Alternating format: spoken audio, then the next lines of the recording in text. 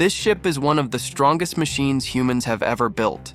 It weighs tens of thousands of tons. It carries entire cities' worth of cargo. It crosses oceans that can generate forces more powerful than hurricanes and earthquakes. And yet, this ship is strong enough to break itself. Not because of a mistake.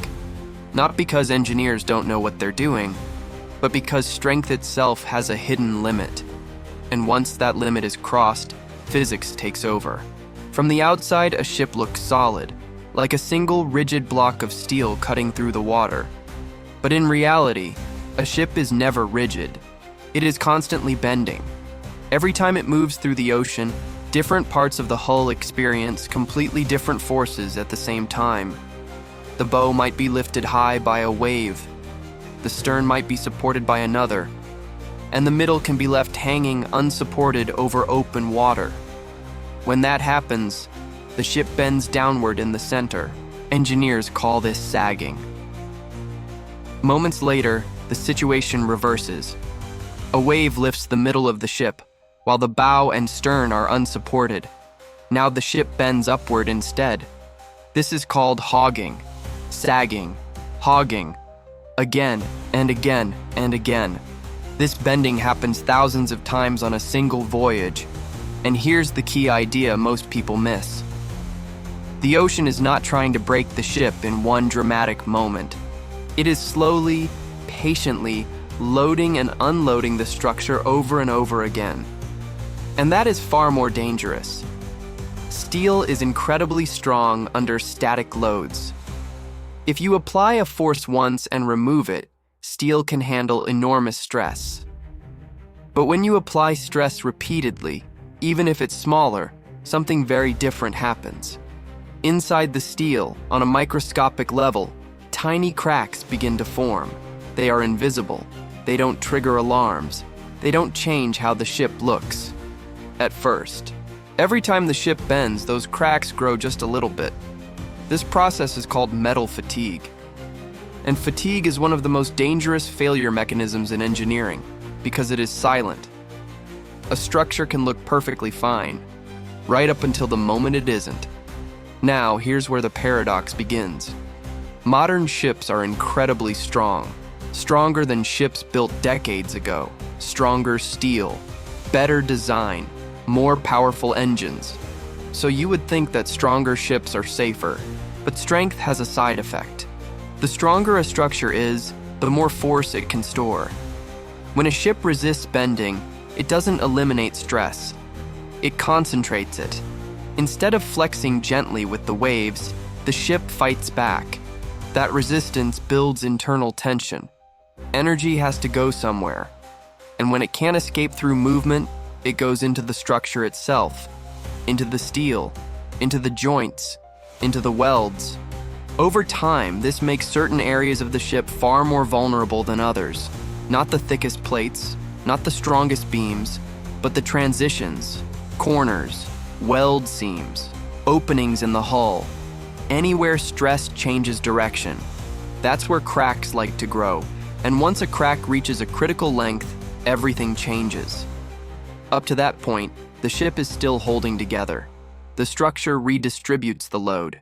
But past a certain threshold, the crack begins to grow faster with every cycle. At that point, failure is no longer slow. It is instant. This is why ships don't usually break during the biggest storm. They break after years of normal operation, sometimes in conditions that don't even look extreme.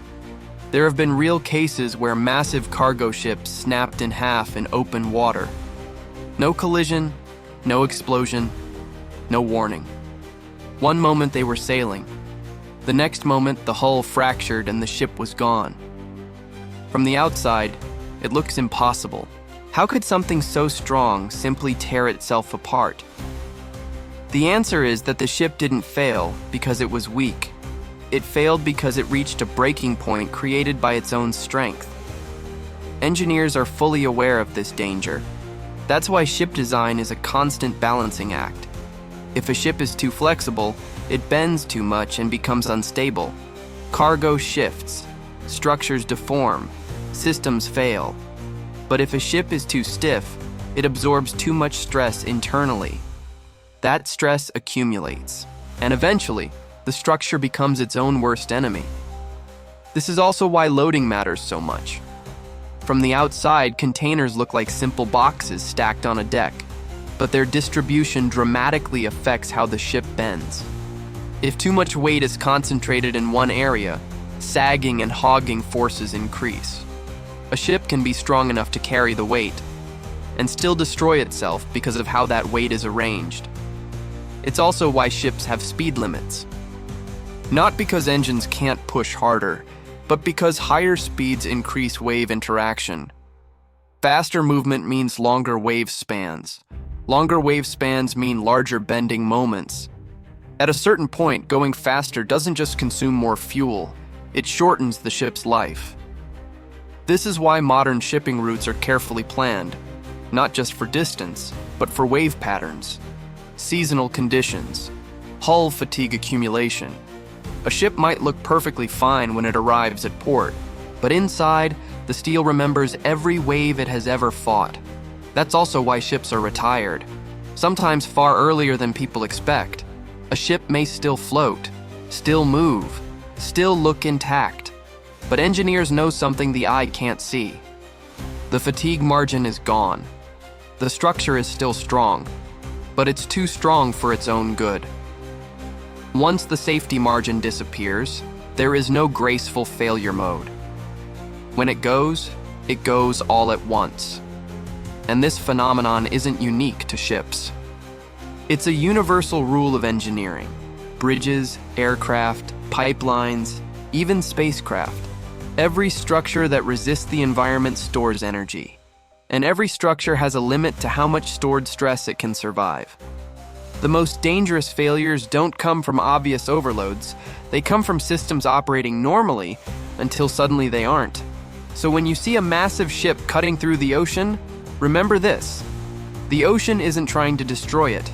The ship is fighting the ocean, wave after wave, day after day, year after year. And sometimes it fights so hard that it breaks itself. That is the hidden limit behind one of the strongest machines ever built. And it's a reminder that in engineering, strength alone is never enough. Knowing when to yield is often what keeps something alive.